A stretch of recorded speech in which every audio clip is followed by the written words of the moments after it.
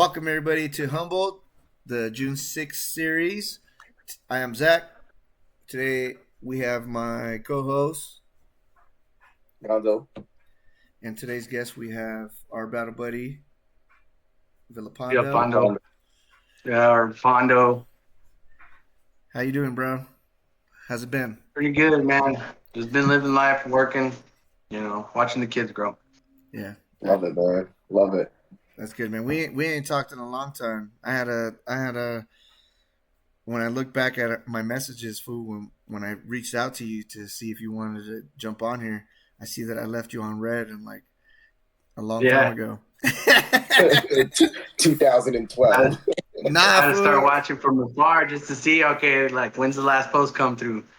All right, this one's good. All right. Yeah, and I really don't be on social media like that, and I should be better at that and looking at, to see what my battle buddies are doing. But I feel guilty, so I'll post a bunch of reels or whatever just so everybody knows that I'm alive type deal. And I'm gonna start paying somebody to do that just so I don't have to fuck with it no more. I'm just kidding. Nah, but yeah, dude, I was looking back at that, and you are a real one. For you a real battle buddy, because I was actually going through some shit, and that's why you text me that that last message was you reaching out to me, making sure that I was okay. So I just want to say I didn't mean to leave you on red, man. You know what I'm saying? I was going through a couple of relationships. You know what I mean? Keyword couple. Yeah. Hey, but your boy is back, man, and I'm glad to be alive, and I wouldn't do no selfish shit like that ever again. Yeah, but I thank you, dog, because that means much love from me to you, dog. For so. Yeah, I mean it happens because you hit that point like. You're not the only one. Either I reached out or somebody reached out to me. You start thinking about that, like, what if is that last message? Because part of that for me is because of June 6th. The last thing I got to say to Cook was happy birthday. Right, he was your roommate. I remember that. Yeah, damn, dude. I know. That's mad crazy when you think about shit like that, right? Yeah. So it's that. It's, you never know when it's gonna be the last time, man. Especially for me, during that whole deployment. I had some personal stuff go on and almost lost my whole family in a car accident and stuff, and and then that happened, a couple weeks later. Yeah, no, man. We've been losing battle buddies left and right to this shit. So yeah, and it's been the constant of hopefully, at least the call or the message will make the difference, so they stay, a few more days longer, or even longer than that. Hey, Gonzo can contest to that, dude. That shit works, dude, and that's why It definitely works. That's why I love that motherfucker right there, dude. He, all you guys reaching out, and this motherfucker's like, nah, bitch, come on, boom, took me with him, like, it's real. Yeah, man. So it definitely is real, man. So I took Zach on a cruise, and then like a month later, I was visiting him in Vegas. So sometimes you got to do that, man.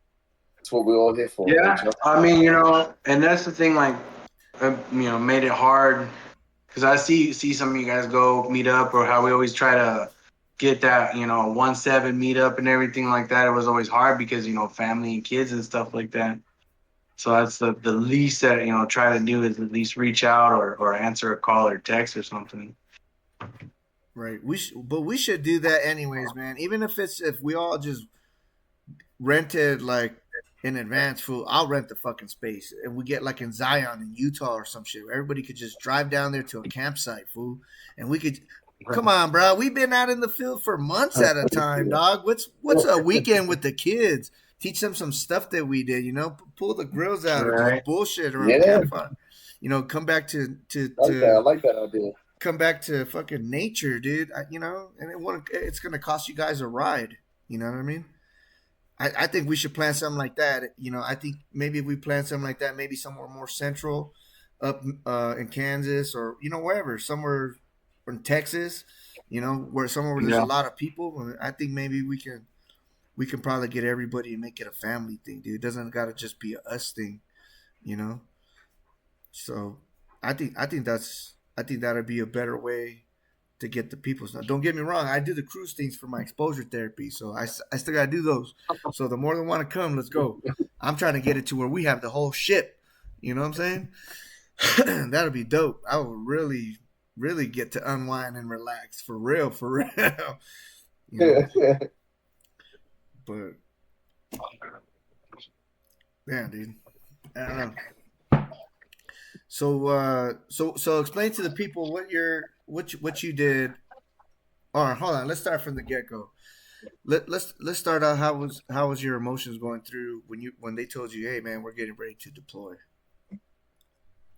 It was pretty rough because so when I enlisted, it was obviously for my family, everybody has their own reasons, but it was my oldest. He had seizures, and was working nighttime job and needed insurance and stuff like that.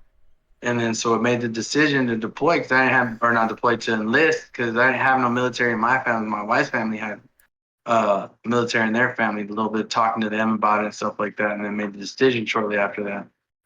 And then going through the recruiting process, I told him, I was like, well, I know I don't want to do something like, at least I don't want to do infantry. Was that, And then they're like, all right, did the whole test and everything, and then ASVAB, and then got that out the way, and they're like, all right, you got this, this, and this. I forget what they were. I think one of them was a mechanic, and then F-13 Delta, which is the AFA specialist or whatever, and then they were like, this one's the least amount of AIT.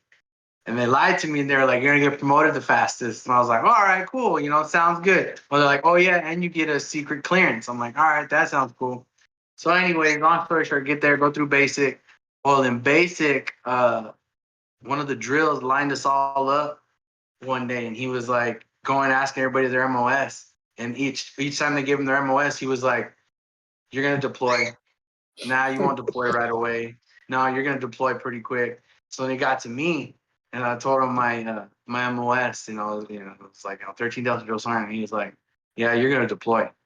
And I was like, whatever. I was like, he's fucking with us, one of those things.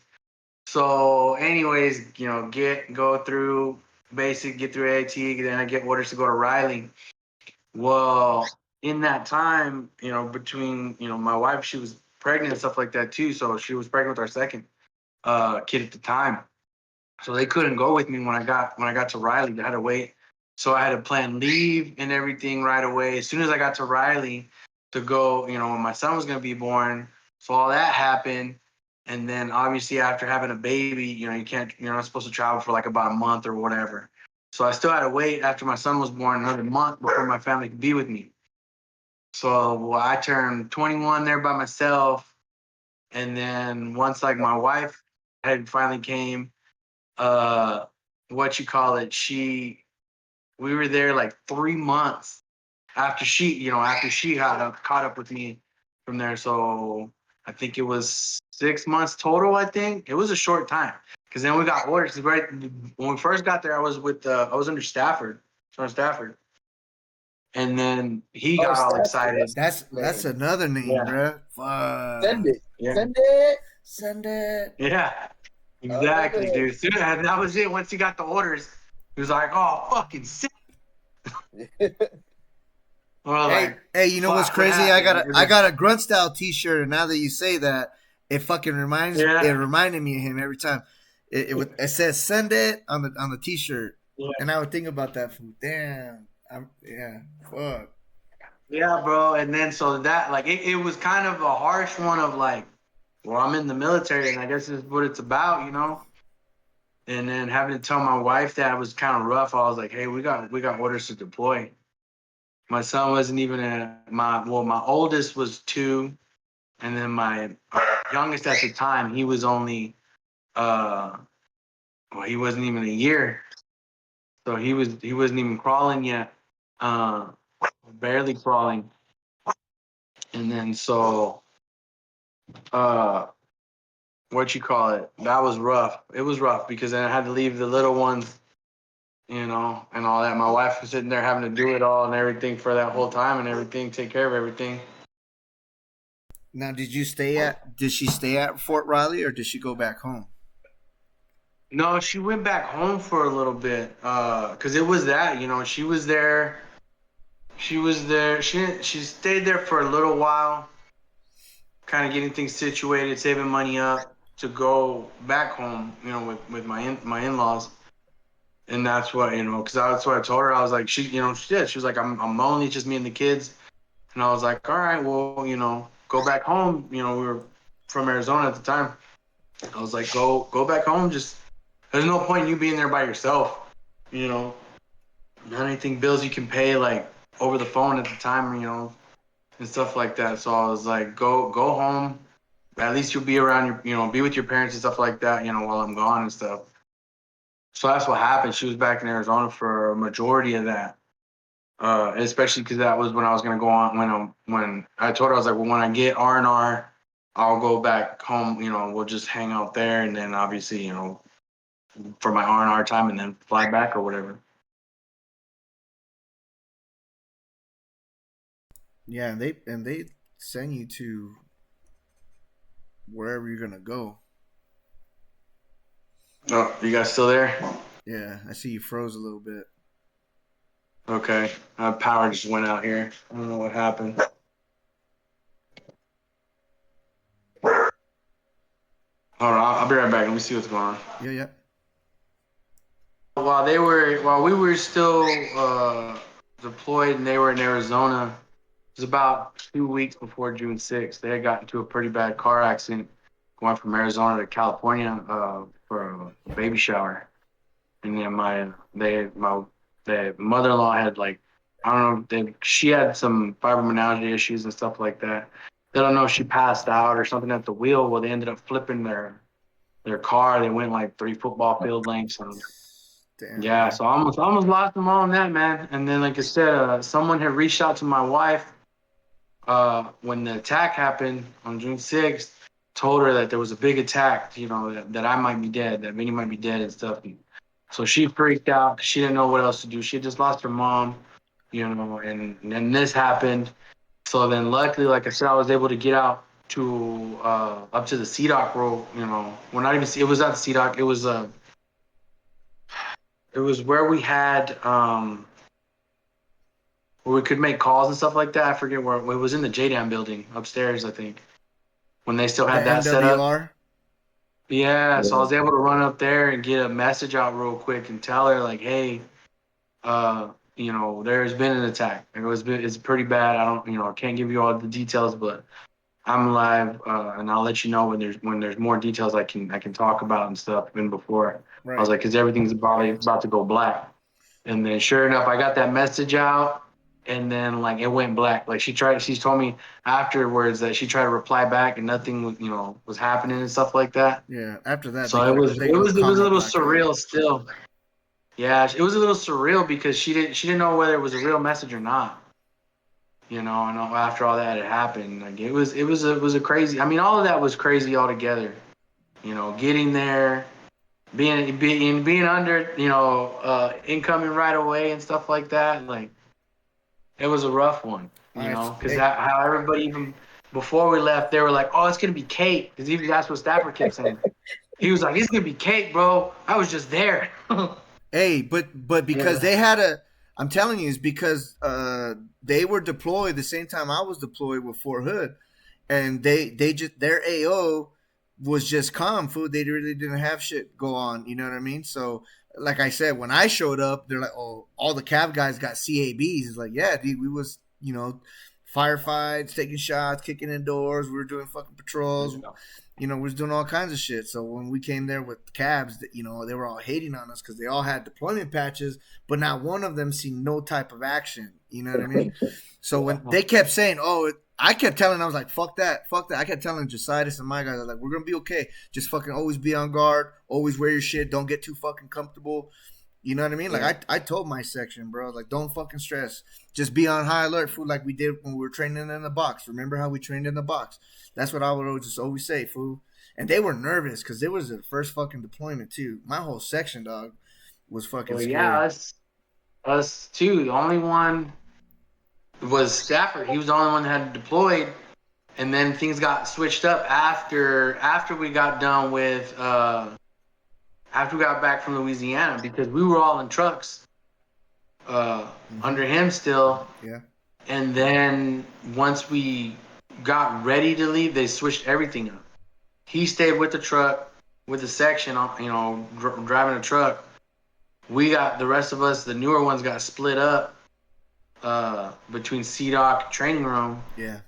So that's where it was like, and the talk too, because it was all messed up. So we didn't have like, at first we had someone who had deployed who kind of guide us, and then we didn't. So it was like, what the fuck are we gonna do? And that's nerve wracking too. Not having other than like you or anybody else that we talked to, like alums and stuff too, that had been there before and stuff, to kind of talk to and have an idea. He's another cab guy. He deployed with me. We were together in Mosul. Yeah. So.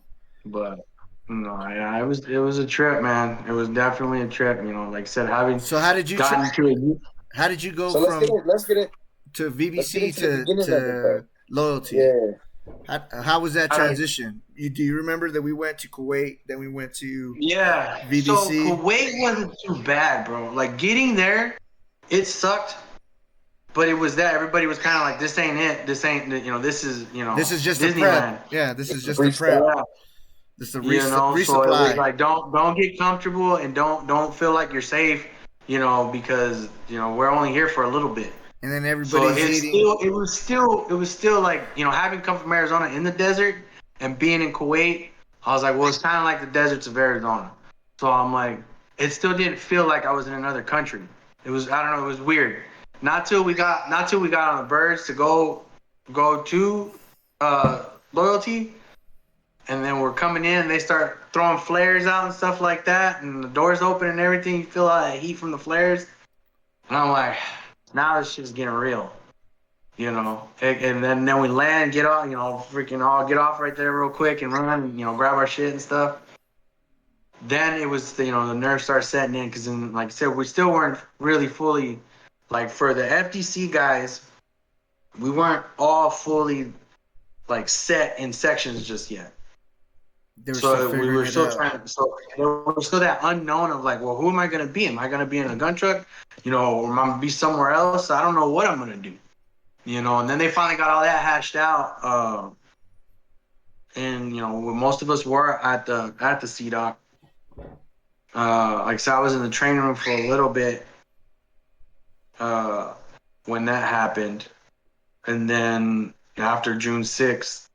Is when I had to go switch over to CDOC because, Cook was gone and they needed, spots to fill and stuff like that. So, it was crazy. Like I said, it didn't really sink in until it was boots on ground at loyalty. And then like shortly after that, because we were still part of that whole, the right seat right. And the guys still saying like, oh, we haven't been attacked in months. It's been cake. It's been pretty chill. Like, you guys should be all right. That was the third ACR guys. Yeah. They must have seen the change of command. And then it was like a week after that, I think, when the first attack happened. Yeah. The fuelers got hit. Yeah, I think I was in the gym at that time, the inside one. And then boom, everything started with me, because Cook was with me. We freaking hit the ground.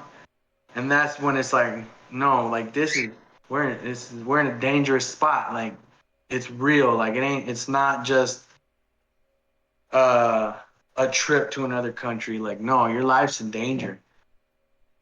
And that's it took a couple events, like I said, being on the bird, landing, and then that first incoming was wild. And then after that, baby boy, it was on and cracking. There was never no break. I was getting mortared all the time. Sometimes before breakfast. There was like plenty of, like, I don't know, man. Like I said, it was crazy because there was all that getting attacked, all the mortars and stuff. Like, there was a couple close, like one of them I remember, because remember how they used to run around? They had the T-walls you could run between. That was kind of our track. Mm-hmm. And then one got hit, and it put that hole in it. Me and Cleet had just ran through there the morning before when that happened, and then they're like, we can't go through there no more because of the mortars or the rockets, whatever, I don't remember what it was, that hit the wall. And then there was that one, we were all playing volleyball one time. I remember I was getting ready to serve the ball, and a freaking rocket goes over us. Oh. I was like, right at the same time, go to serve the ball, and then boom! I'm like, oh! Everybody took off. Like, well, that's it for volleyball today. Nah, but it was nuts, man. Oh man, those were good times. To be honest, man. Dude, and it was that, and I tell guys stories like that, like playing volleyball and having a rocket go off. I'm like, I don't know how high it was. It sounded close, it went where I could hear it go past and hit the wall. Right, and you could see the you can see the trail. Yeah. Oh, and hey, you tell people hey, that, we're clear. like I said, it's over. When we're joking about it and stuff like that. Yeah. When we're laughing about it and stuff, you tell civilians that stuff, man. They when I know that it's been a serious thing that I told them, is their face, because they're just like they're not talking to me and they're not laughing. So I would have laughed at my story. Yeah. Yeah. And then I'm like, I'm like, that's kind of a rough story for you, huh? They're like, I have no idea how serious things are when you guys are out there. I'm like, it's pretty serious. Man. I go, and like I said, when I tell my stories, like I said, I don't try to embellish, because I don't want to be that guy, because I'm not. I just want you to know my perspective of it. It was pretty crazy. Other guys had worse ones.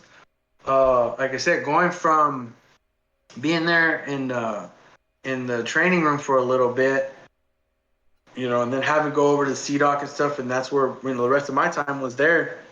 It was crazy because, like I said, that morning that everything happened, I was going to send up a Green 2 report, and went to go send up my report. And I was just being lazy that day, bro. I was like, because I was supposed to go work out with Sergeant Wani. He was in the remedial PT, right?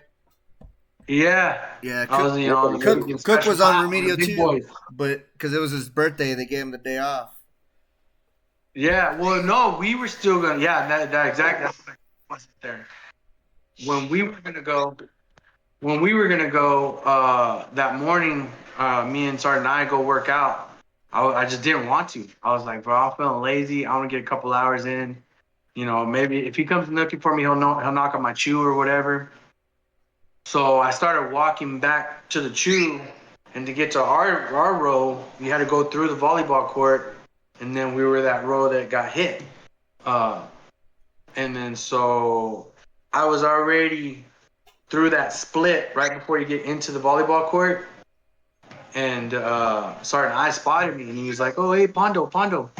He was like, "We're still working out," and I was like, "Oh, yeah." I was like, "Yeah, Chief, let me go. I'm gonna go put up my weapon real quick, and then I'll meet you over there."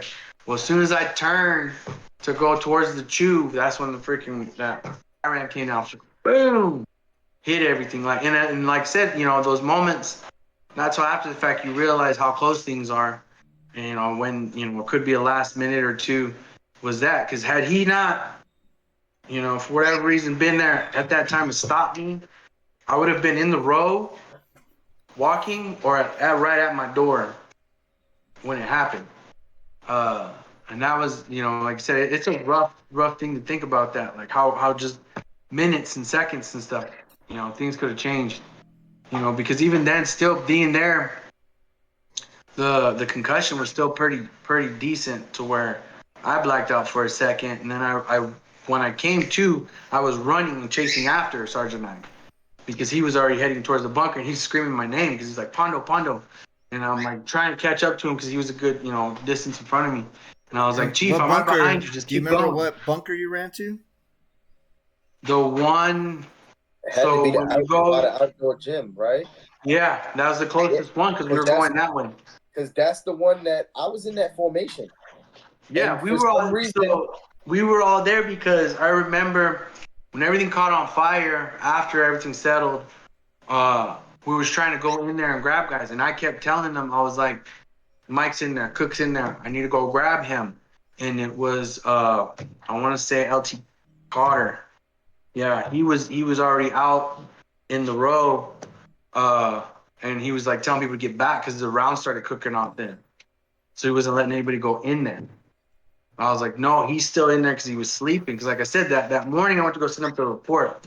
And I said I knew it was his birthday, and that was the last thing I told him when I walked out the door because he opened his eyes when the light hit you and stuff. And then I was like, "Hey, happy birthday, man!" And then I walked to go send that report. And like I said, then everything that happened after that, that's how it all unfolded. And it's stuff like that. Like it's crazy.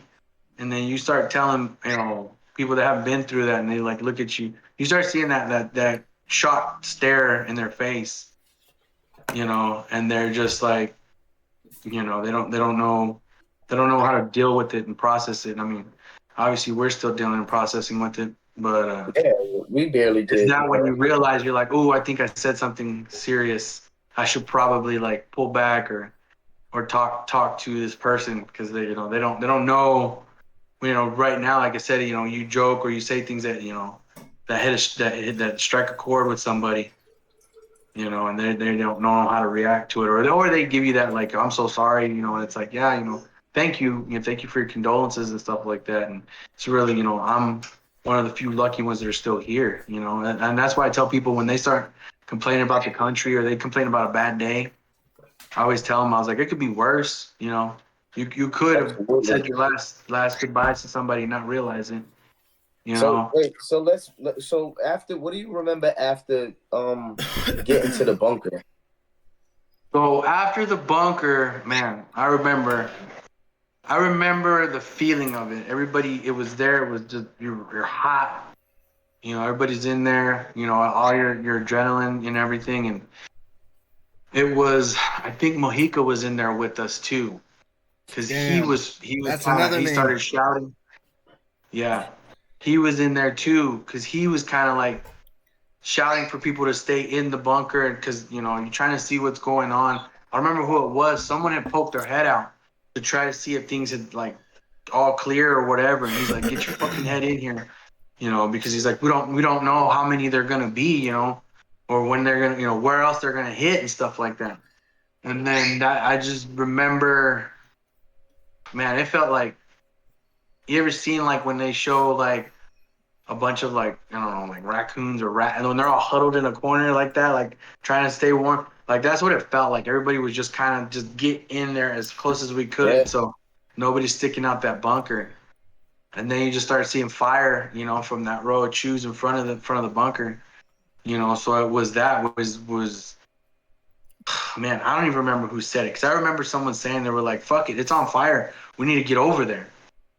And then we all just whoever it was took off. We all ran after them, and then from there, that's where like you walk, and you're trying to. Well, I tried to judge where my chew was because I knew Mike was in there, and then you just see a big hole, fire, and it was just that. It was just like I need to get in there. I go, he was sleeping. He's in there, And then Ralph started cooking off and stuff, and as I said, LT Carter was at one point, when he got either in there before us or after us, was telling people not to go. And I mean, that's where, like I said, time kind of slows down because then that happens. I saw Blackburn was just covered, dust.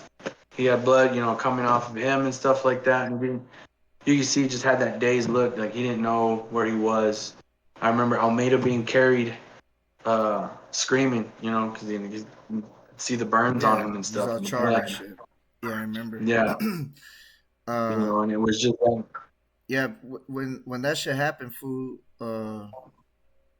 While everybody was in the bunker, there was a few guys that hung around in that AO, and Castro was one of them. I've been trying to get a hold of that motherfucker for some time now, but yeah. me and Castro, we tried to get Cookout, dude. We tried our hardest, man.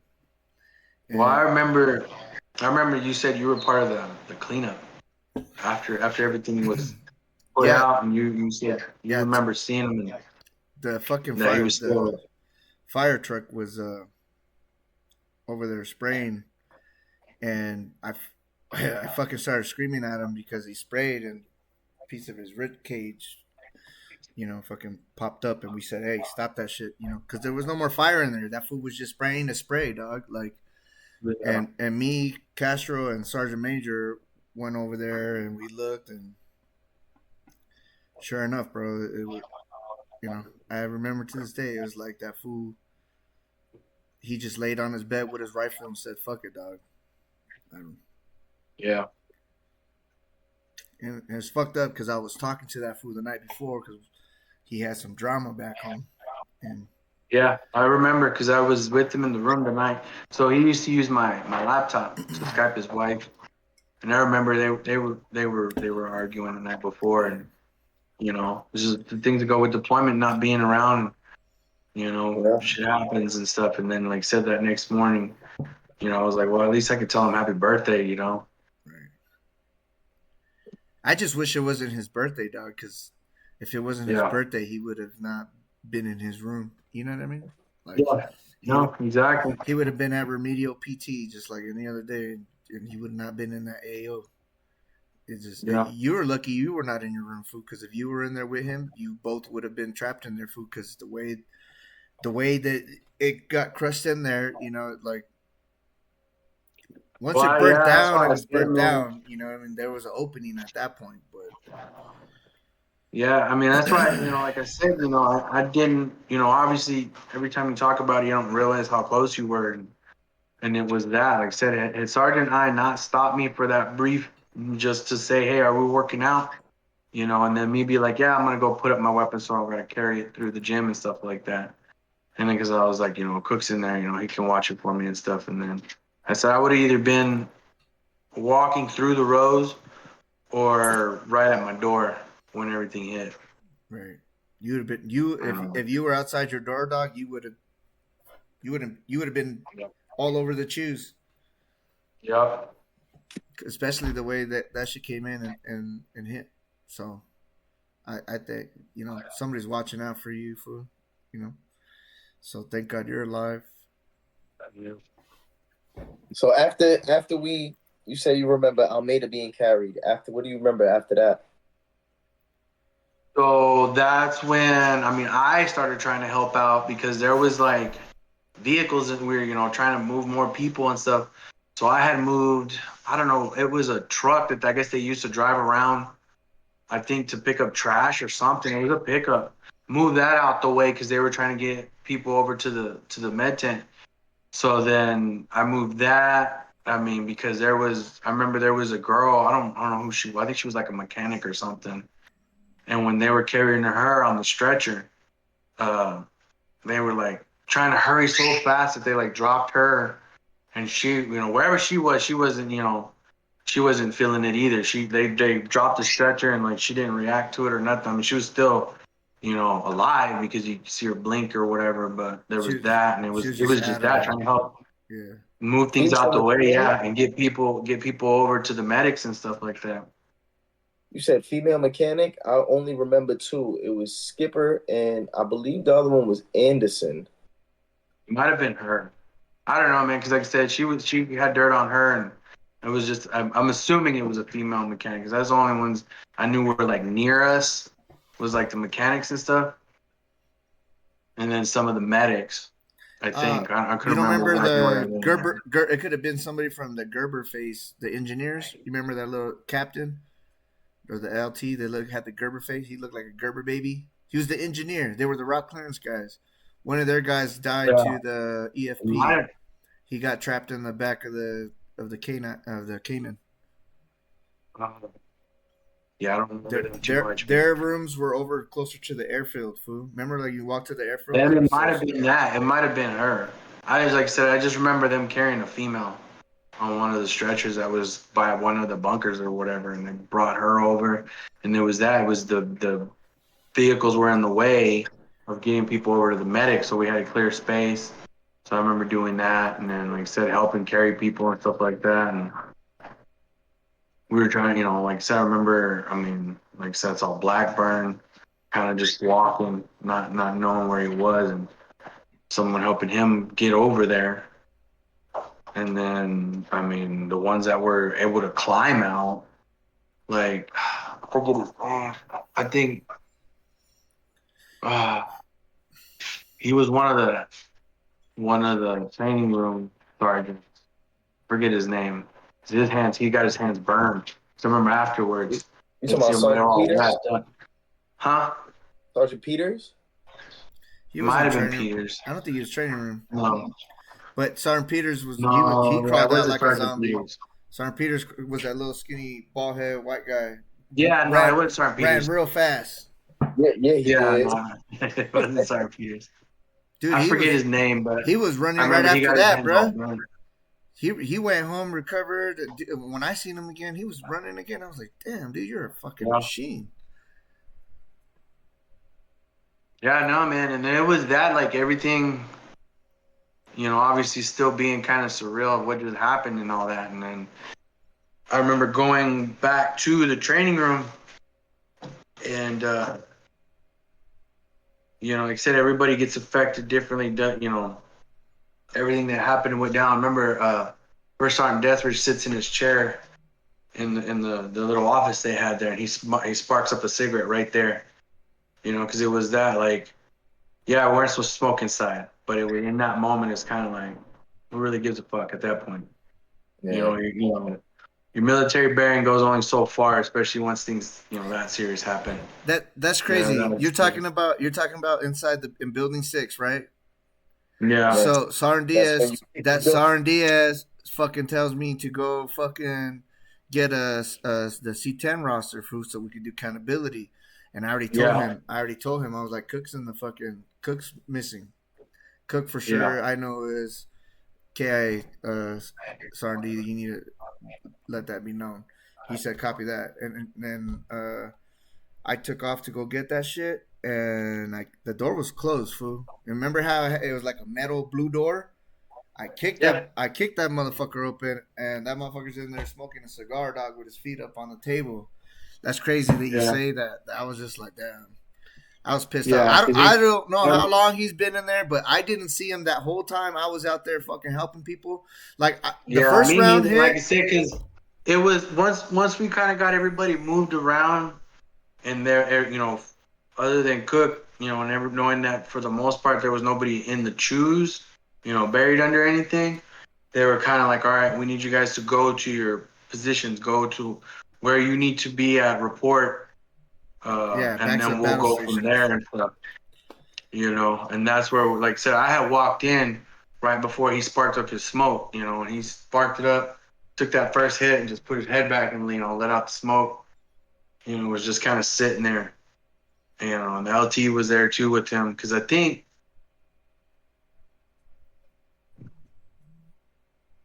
I don't remember if Captain Morgan was still there. Or he had already gone on his arm, because there was some people that had just missed it because they were on arm. I think Captain Morgan was gone for that. Yeah, because I remember LT Carter for a lot of this stuff, because he was acting commander or whatever, and then so he was already in there. I know Davis was over there with me, because it hit him pretty hard too. You said Ben Davis? That's why. No, not Ben Davis, Black Davis. Oh, okay. Marquise Davis. Yeah, Marquise. Hey, he's a Sergeant First Class now? Yeah, man. I seen that. I stuck with it. I seen that shit. I was like, my boy, dude. All right. Yeah. That's good, because like I said, that day, he took it pretty hard. I had my own, regards about it because of where I was and when everything happened and how it all happened. But it was, it hit him hard. He was, we were all young, but he was the youngest one out of all of us. Yeah, so it was just kind of like he came back with his little tattoo sleeve. He thought it was so cool. Yeah, came back with that, and then I said, like, when it came time for like ceremonial stuff, he went for cook service and stuff. I don't remember what was going on that I think it was. I don't remember. I couldn't go at the time and go be there for all of that stuff. So I was just like, kind of let him have that moment and stuff. But it was, and then like I said, shortly after that, it was, then reality hits, and it was everybody's got to go back to work, and spots need to be filled and all that, and that's where, like, from there, they had put me back in the CDOC to be over there with Sergeant Anderson and those guys, because it was in the CDOC at that time was Estrada, Paul, Nikias. Mulder was gone by then. Yeah, Mulder already went home. So it was Estrada, Paul, Nikias, and then Davis too. We're all on there. They were doing like 12 on, 12 off shifts and stuff like that. And then so we went to go fill in over there, and then just go on with that. And like I said, that's where kind of start getting that perspective, because then technically being outside, they were outside the wire, where the building was. It was federal police building. We were just occupying the space and stuff. And they were there. That's where I had asked them, like, well, what did y'all hear? And they're like, man, we thought this place was gonna go down. So that was one thing they did say, that it sounded and felt like it, or something like that, that they thought they were getting attacked. So I think that's why, like, Paul, when he was on the phone, he had called in the Alamo, because he didn't know what was going on. Like, there's no windows in there where we first were, because when we first started off, they were in that main, like, area. Like, as soon as you walk in, there's all computers and stuff like that, and then the TV from the PTIDs and stuff like that, so we could watch the PTIDs and everything. And then shortly after that, they moved everybody to one of the back hallways that was a little further in the building, more a little centralized, so that they didn't have to worry about anybody coming through. Because then they were getting reports of people, that they said they were going to raid that building and stuff, and they didn't know what was going to happen. So they started moving people, further into the building for last stand type shit. Yeah. So I mean, it's crazy, like I said, and that my but my experience with it and stuff was on the JSS when everything happened, on the FOB and stuff, and then going over there to see what was going on with those guys and what happened there and stuff, and told him, I was like, nothing, I don't think anything hit over here. I was like, it was all on the FOB. I think there might have been one that was kind of outside the wall, but I don't even remember. And for the most part, everything was inside from other reports. And then that was the other thing. That was the other shitty thing, is being in there at the CDOC, you got to deal with the brass, man, and then you got to deal with the federal police generals and stuff. So then we got the videos right away of, like, them recording it after the fact and when it happened, so that you could see the videos of them with their music and all that, and then putting remember it was smoke on coming up. Yeah, that shit was on Live Leak. That shit was on Live Leak.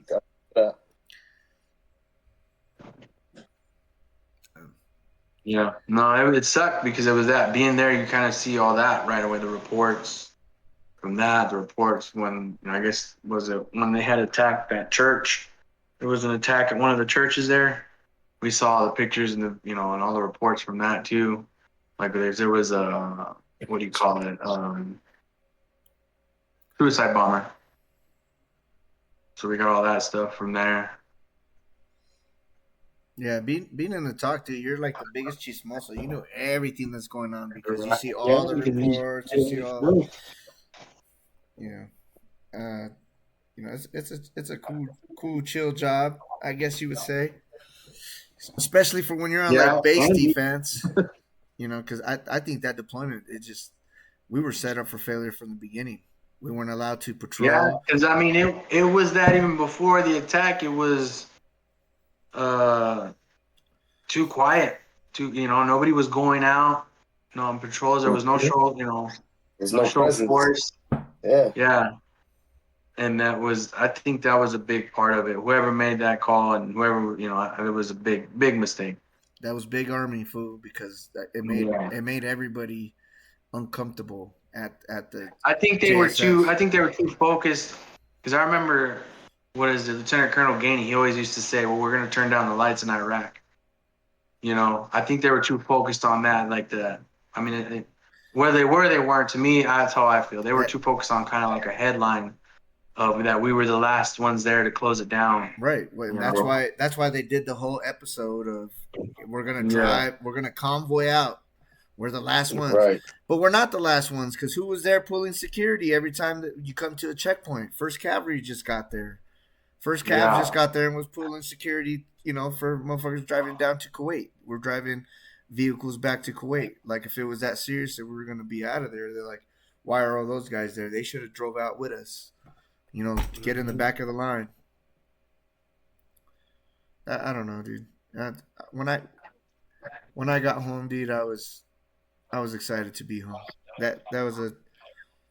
Yeah, I mean, that's another crazy one too, because like I said, I left. My boys were babies, My oldest was talking, so he recognized me right away. Whereas our youngest at the time, he was barely starting to walk and talk, didn't recognize me. That broke my heart. He started crying and everything. Like, it was rough because it took a minute. He didn't want to, he wouldn't come to me, or wouldn't want to play and stuff like that. So after a while, then he started realizing like, oh, this guy's not leaving, so might as well warm up to him. He might actually be my dad. Right. Because even that too, like, little things like that, coming back, you're still used to being like on alert, being, ready to go. And when you get home, your kids either not want to come near you or reacting in, a certain type of way or crying. Like, you know how to deal with that. You get either overly aggressive or you just angry. That was me, Because I bro. know for me, yeah, no, I know, like I said, that was a lot of us. I know for me, I went through that, and it got to a point where it was the denial of that there was anything wrong with me. That it took my wife to be like, "Hey, we're gonna go. Either you get help, and we work through this, and we're here to stay, or we leave, and you figure it out from there." And Hell that's what yeah. happened. It was just like, okay, I need to get some help, and that's where it was. Luckily, it wasn't the best of help, but it was still some help while being in Right. to try to work through all that. Yeah. So you were getting therapy while you were on active duty. Yeah, did a few sessions of that, trying to, because it was that trying to deal with, snapping, at my family, or even when I was sleeping, I'd fall asleep like in the living room. There's a couple of times I fell asleep in the living room. My wife would try to wake me up, and I start swinging at her, like not like at her, but Yeah. I'm reacting. And she was like, I don't, and it would be the next morning. She'd be upset, which she got all right to be. And I was like, hey, what's up with you? It was not as nice as saying that, but it was, a little more harsh. And then she'd be like, you don't remember? You were swinging at me last night, telling me get the fuck away from you, or that you were gonna fucking kill me and stuff like that.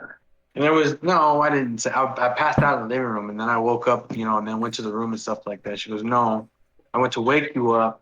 That happened, so I left you there, locked myself in the room, and then you ended up waking up, and then she would let me back in the room eventually, or it would be sleeping, and she would sleep on my arm, and then I would tighten up and start, like have her in a headlock while she was sleeping on me and stuff.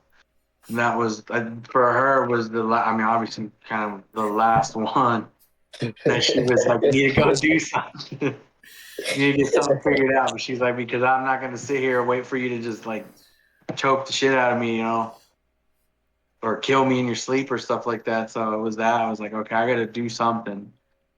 So and like I said, it was the help being active wasn't the greatest because it's more just kind of like patchwork.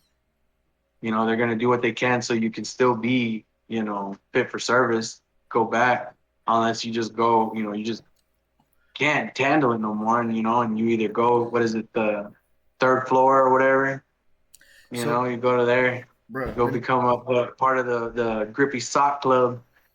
so I hit. They sent me to Korea, fool. I did the Kansas tour. Okay.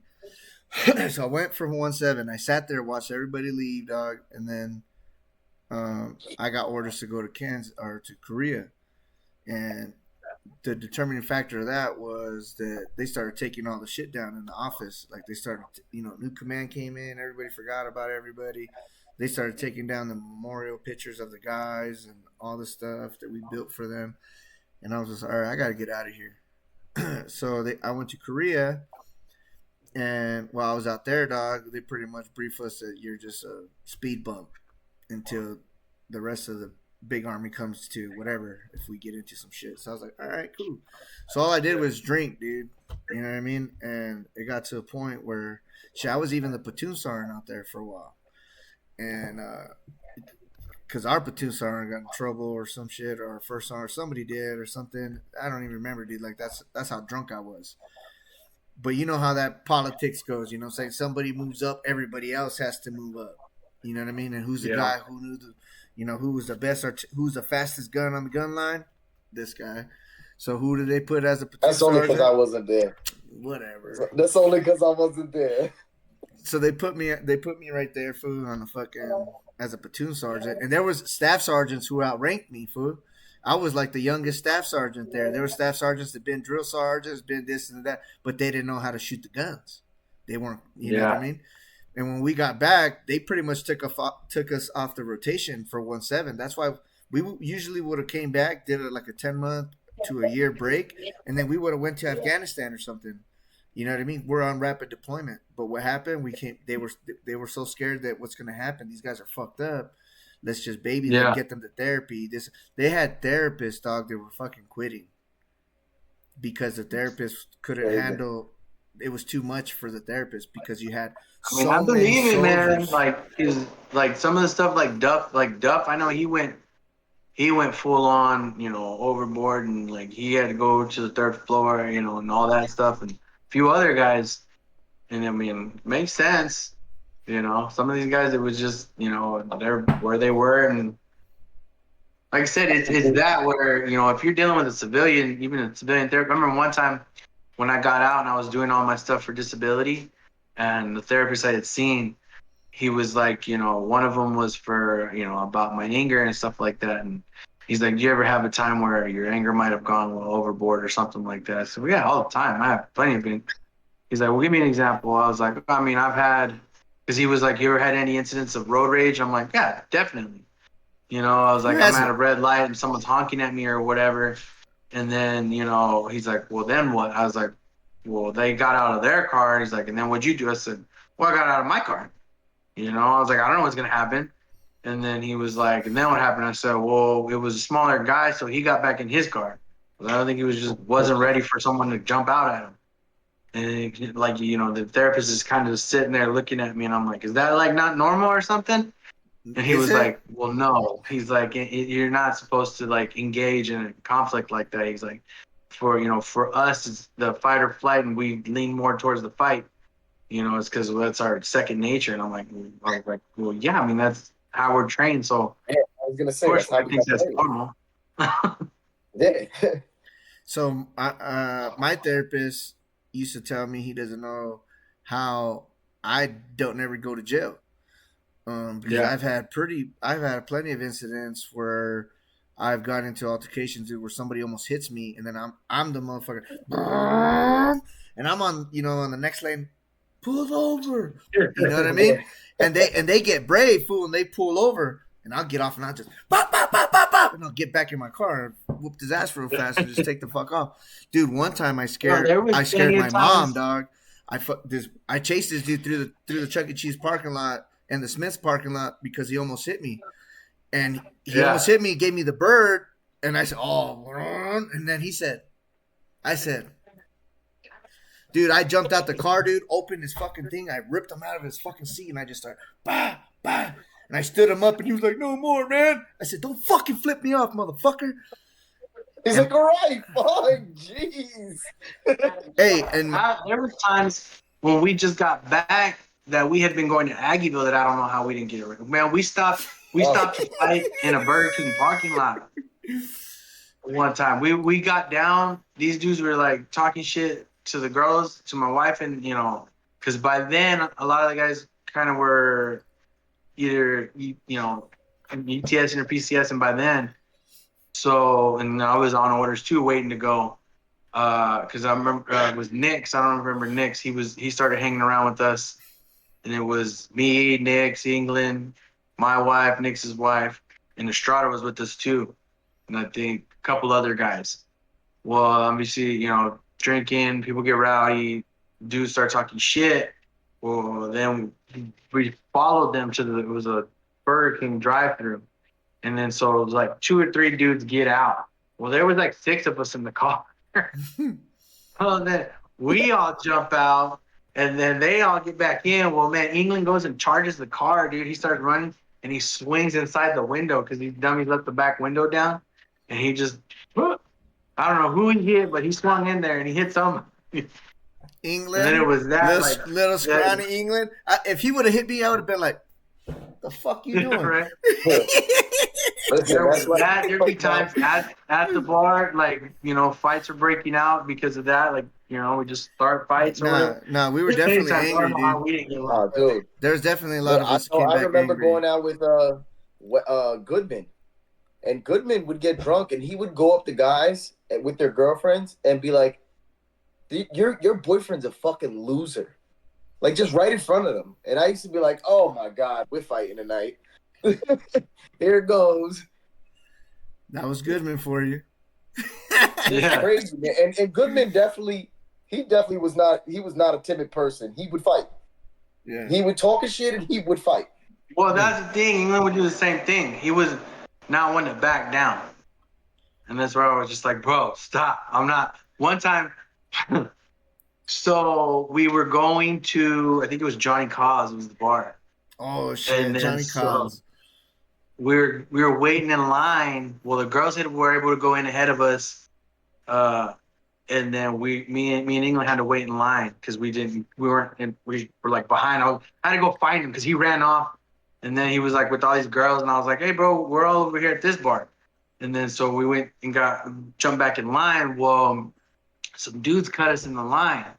We didn't know at the time there was the K-State basketball players.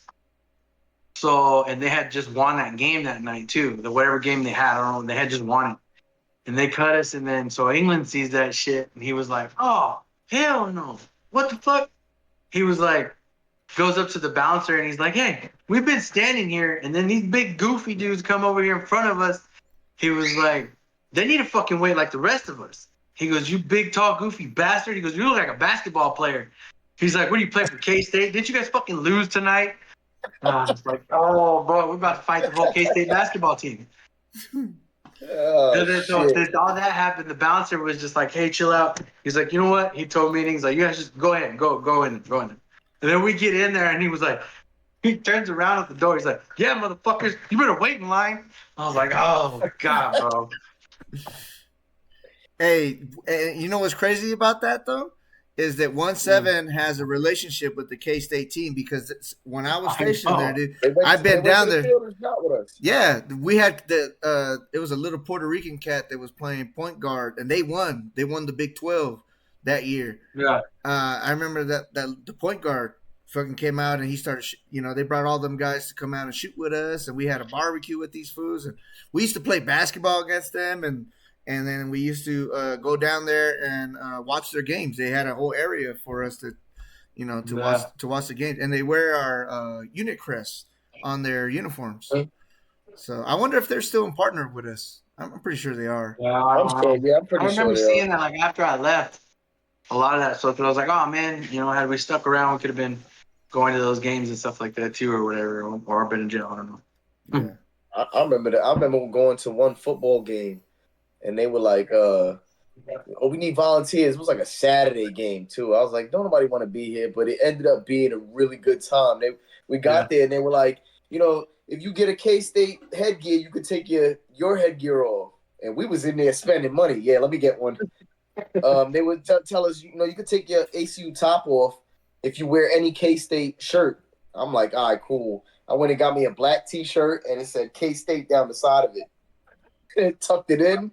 I put a K-State cap on, and I was just walking around, man.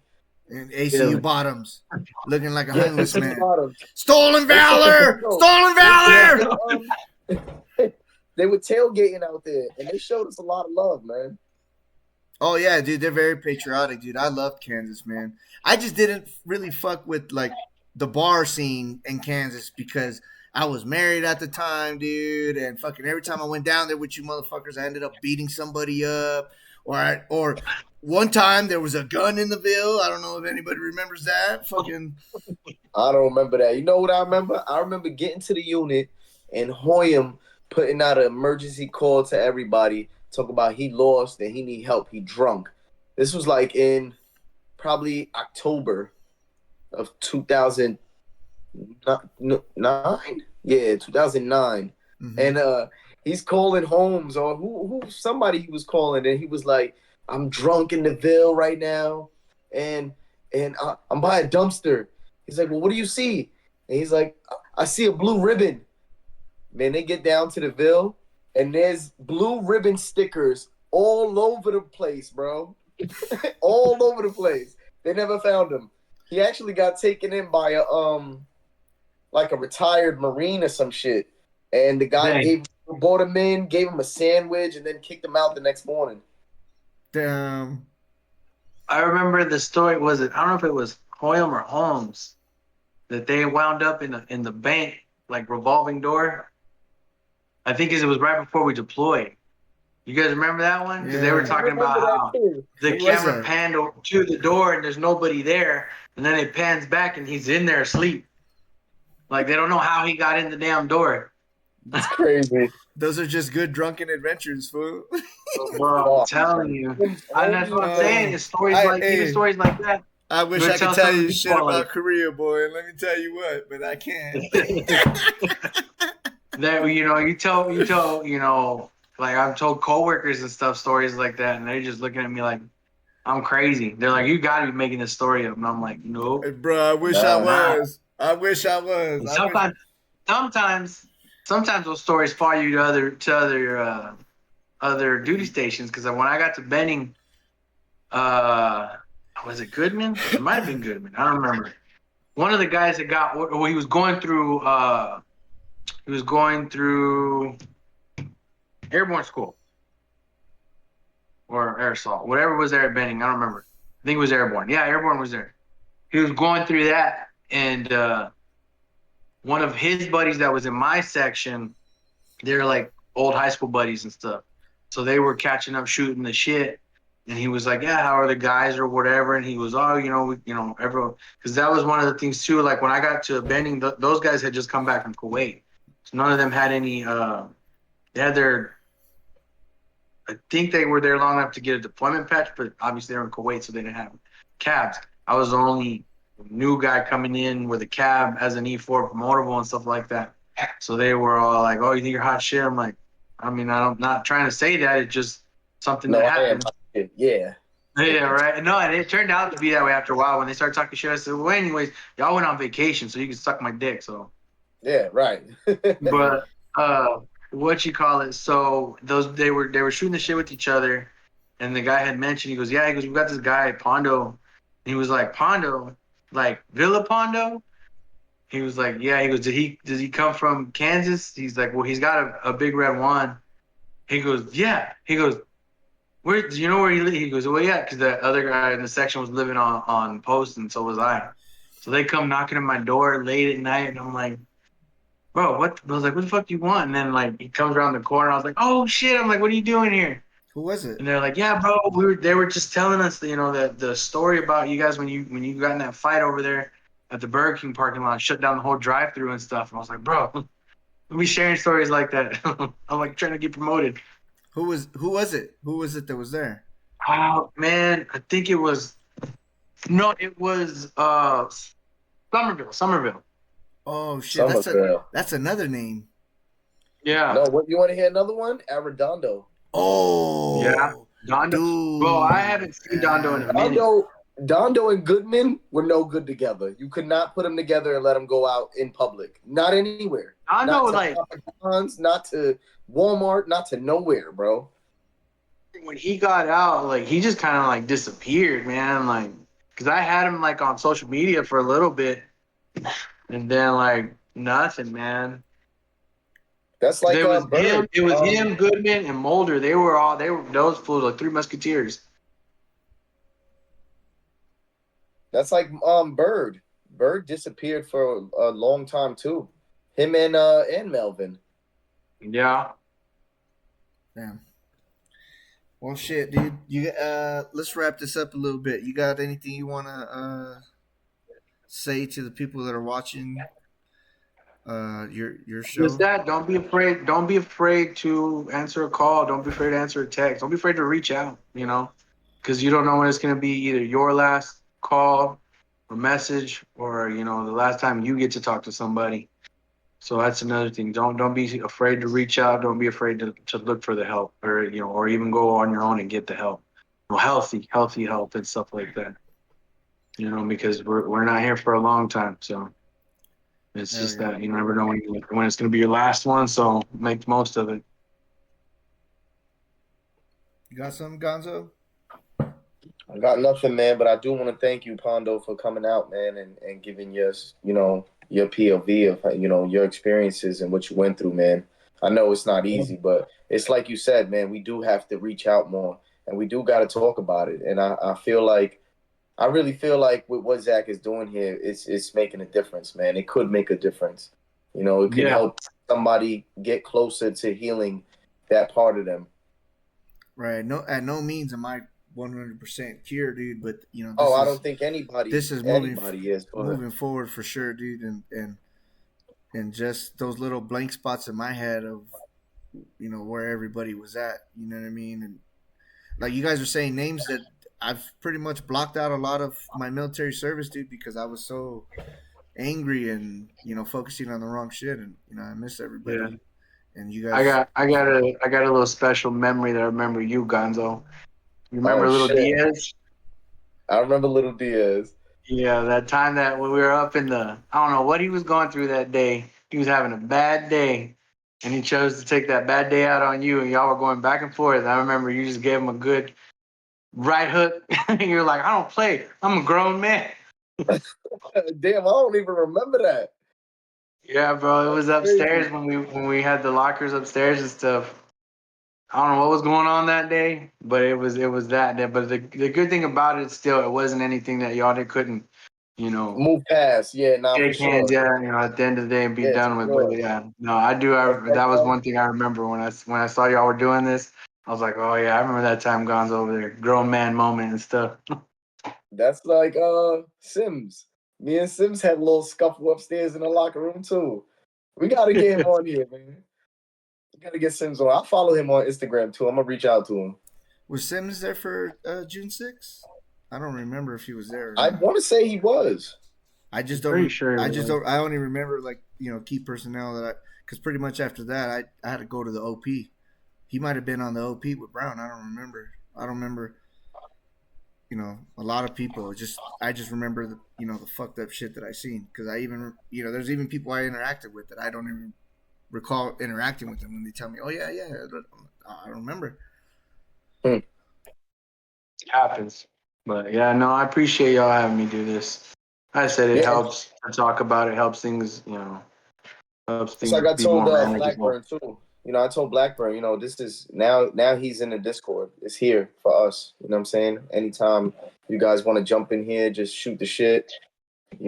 Write a message or just call us. We're here now. This Yeah. is what it's for.